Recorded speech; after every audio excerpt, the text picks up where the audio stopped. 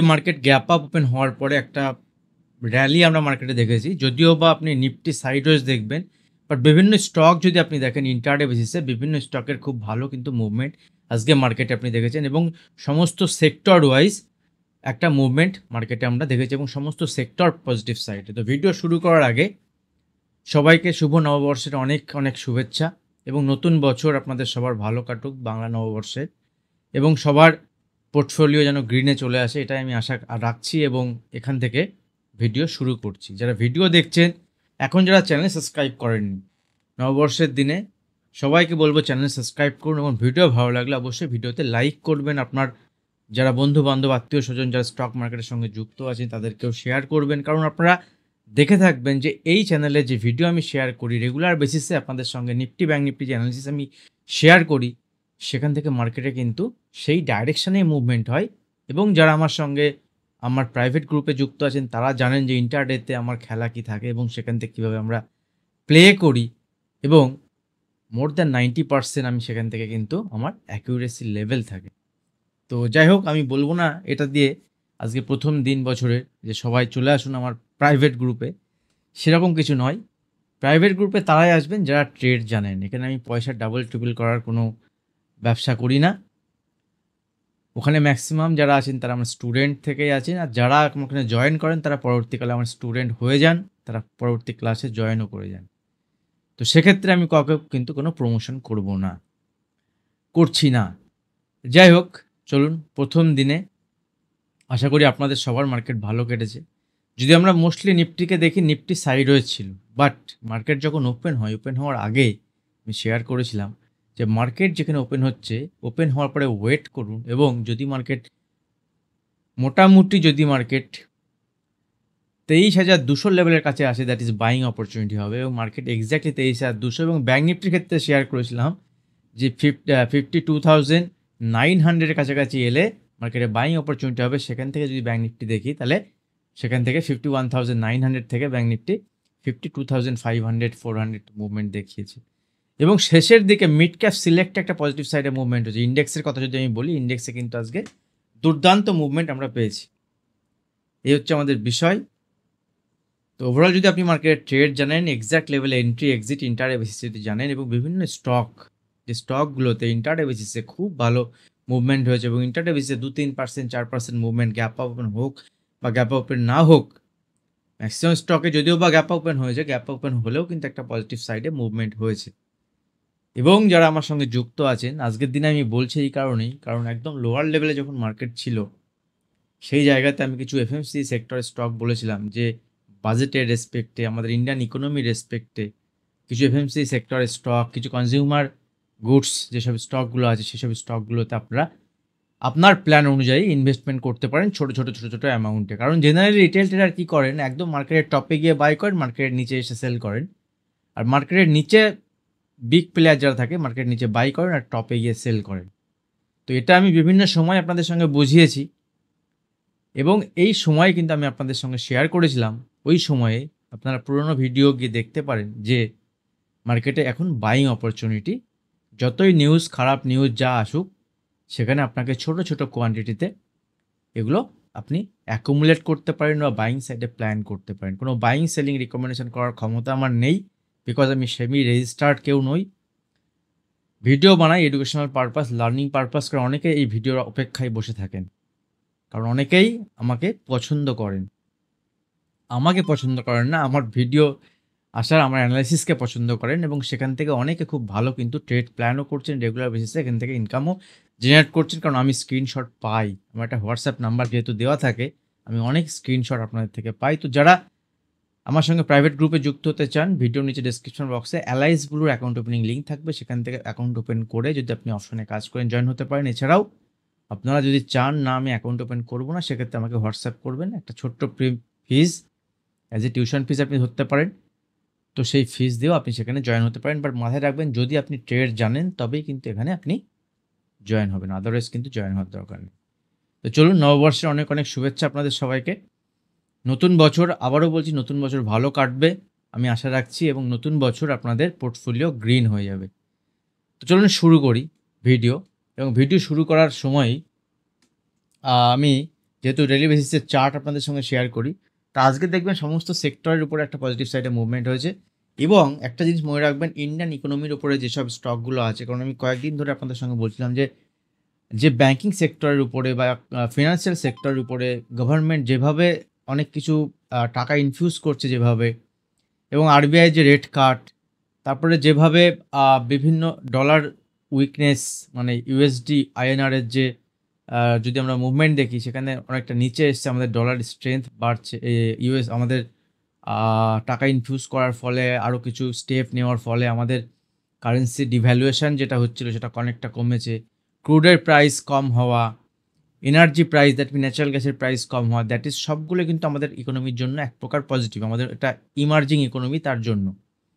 তো এত বকবক করলে ভিডিও অনেক বড় হয়ে যাবে, যার জন্য আমি ভিডিও ছোট করে বানাচ্ছি আর চার্টে চলে যাচ্ছি ডাইরেক্ট। তো এই কারণে আমাদের ইকোনমি যদি কোনো বাইরের এক্সটার্নাল এফেক্ট না আসে, ট্যারিফ ফ্যারিফ যা হওয়ার হয়ে গেছে, 90 ডেজ পজ, 90 ডেজ পরে দেখা যাবে চায়না এখানে আর কি করে সেটা দেখার আছে। চায়না কারণ অলরেডি আমি গতকাল আপনাদের সঙ্গে শেয়ার করেছিলাম যে একটা নিউজ ছিল, যেটা হচ্ছে চায়না যে মেন ইলেকট্রনিক্স গুড প্রোডাক্ট যেগুলো বাইরে রপ্তানি করে এবং আমেরিকা তার উপরে 10% ট্যারিফ লাগিয়েছে। দ্যাট মিনস 10% নর্মাল ট্যারিফ, তার মানে 147%, 154 কিছুই নেই, ফালতু। তো যাই হোক, এগুলো ছেড়ে দিন। ফার্মা সেক্টরের উপরে একটু ভিউ যদি দেখেন এখন নিউট্রাল টু পজিটিভ নেগেটিভ যাই বলতে পারেন, কারণ ফার্মা সেক্টরে আপনি ইন্টারডে প্লে করতে পারেন, কারণ ফার্মা সেক্টরে এখনও পর্যন্ত ট্যারিফ নিয়ে তেমন কিছু কথাবার্তা হয়নি বা হতে পারে, এরকম কিন্তু একটা ঝটকা মার্কেটে আসতে পারে। বাকি এখনও কনজিউমার গুডস যেসব সেক্টর আছে সেগুলোতে এখন ভালো সুযোগ আছে বলে আমি মনে করি, but that is not any recommendation from my side.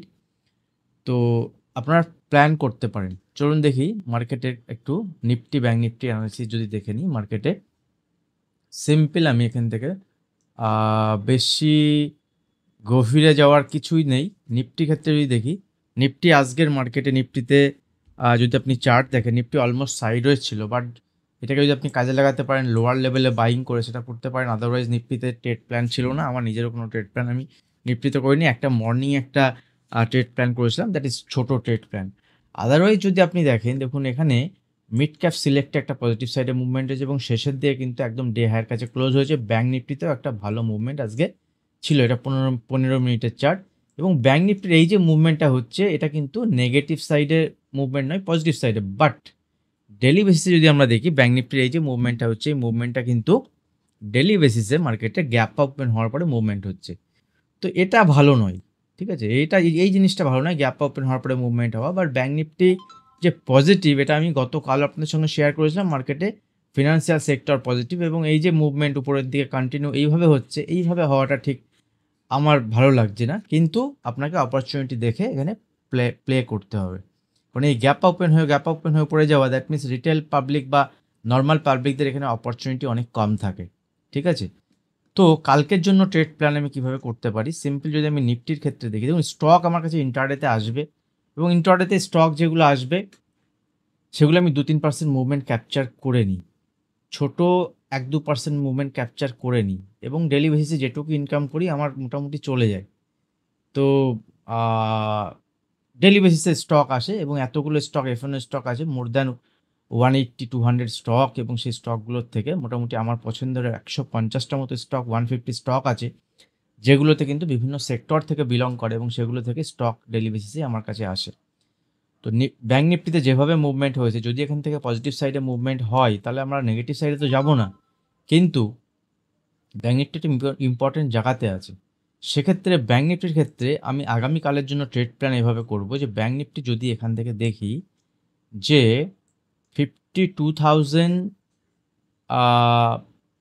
Level, এটাই মার্ক করে নিন, 52,000 রাউন্ড নাম্বার বা নিচের দিকে 51,850, এই যে লেভেলটা, এই লেভেল যদি ব্রেক করে যায় ব্যাঙ্ক নিফটি আগামীকাল কোনো কারণে, কারণ একটা প্রফিট বুকিং হতে পারে যারা এখানে বারবার উপরের দিকে নিয়ে যাচ্ছে, তাহলে ব্যাঙ্ক নিফটির নিচের দিকে নেক্সট টার্গেট হচ্ছে সিধা এখান থেকে ব্যাঙ্ক নিফটি নিচের দিকে 51,650 এই লেভেল, দেন 51,300।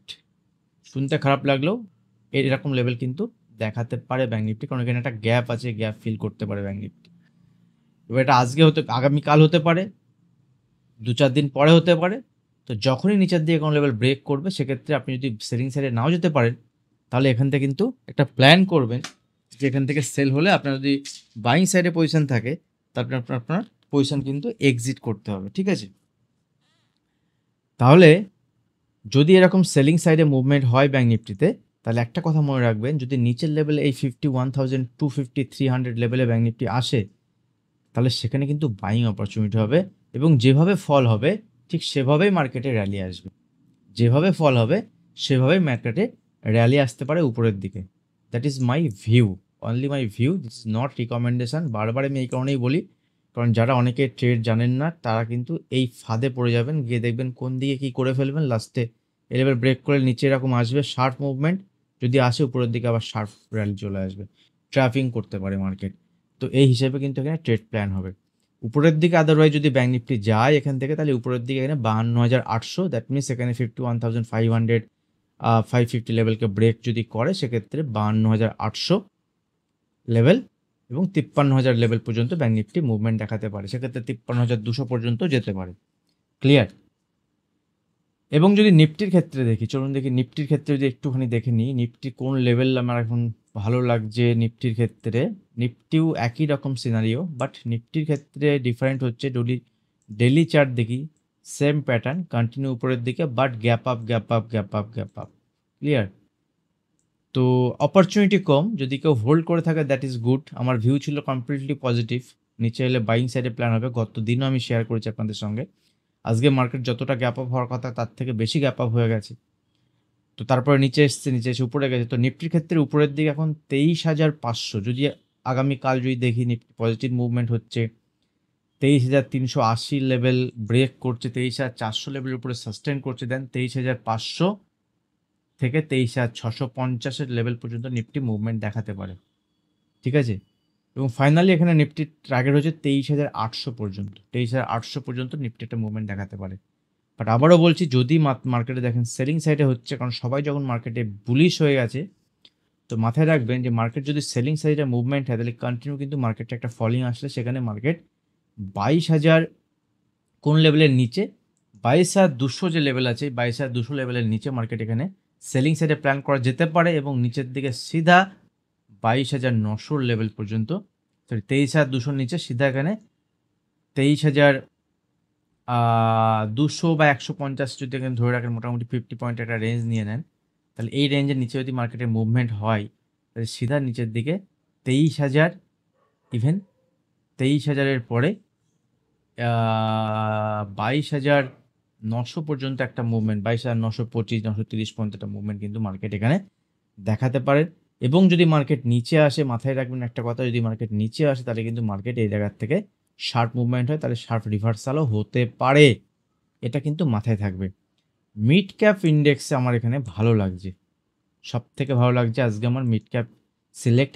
এখানে আমি ট্রেডও করেছিলাম আজকে এবং এই লেভেলের উপরে 11,500-এর উপরে এবং 11,560 60 পয়েন্ট মিড ক্যাপ সিলেক্টটা ক্যাপচার করলে যদি আপনি 90 টাকার একটা কল বাই করেন, মান্থলি কল, সেটার দাম কিন্তু আজকে 120 টাকা গেছে, আর এর লট সাইজ হচ্ছে আপনার 120টা। তাই যদি আপনার 30 টাকা মুভমেন্ট হয়, 120টা যদি লট সাইজ হয়, তাহলে 3,000 4,000 টাকা প্রফিট 60 টাকা মুভমেন্টে, বুঝতে পেরেছেন? তো মিড ক্যাপ সিলেক্ট কিন্তু একটা খুব ভালো ট্রেডিং, আপনি 10-12 হাজার টাকা নিয়ে করতে পারেন এবং সেখানে আপনাকে মোটামুটি এখানে ট্রেড প্ল্যান কীভাবে করতে পারেন আগামীকালের জন্য আমি একটুখানি শেয়ার করছি আপনাদের সঙ্গে। এবং মিড ক্যাপ সিলেক্টটা একই সিনারিও, একই রকম, বাট এখান থেকে 23,500 লেভেলের উপরে যেহেতু সাস্টেন করেছে, 23,600 লেভেলকে একটুখানি দেখতে হবে, যদি ব্রেক করে তাহলে উপরের দিকে 23,700 লেভেল থেকে 23,750 একটা মুভমেন্ট কিন্তু উপরের দিকে 700 720 750 এরকম লেভেল কিন্তু একটা আসতে পারে এবং এটা একটা রেজিস্ট্যান্স লেভেল। যদি 23,600 লেভেলের উপরে 620 615-এর উপরে সাস্টেন করে এবং যদি নর্মাল গ্যাপ ওপেন হয়, বড় গ্যাপ আপ না ওপেন হয়, সেক্ষেত্রে কিন্তু আরও ভালো ট্রেড প্ল্যান করা যেতে পারে।